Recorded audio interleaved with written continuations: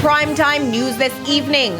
Privy Council ruling empowers government's push for harsher penalties for gun crimes. Joint Select Committee reviewing Bail Act at odds over provisions for proposed legislation.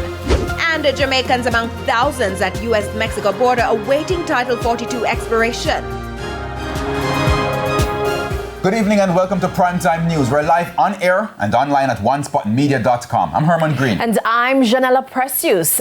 Coming up in the business news, Grace Kennedy records strong first quarter profit. And Karen Madden is here. She'll tell us what's coming up in sports. Karen? Well, Herman, all eyes are on the West Indies men's cricket team ahead of the naming of new coaches. But for tonight, we have the names of the squad for the World Cup qualifiers, and it includes 2 Jamaicans. The details later.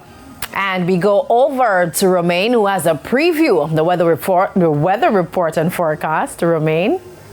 Thank you, Janella. Now, we have been seeing hazier skies over the past few days. We do have an area of dust that is affecting sections of Jamaica, especially across sections of the east.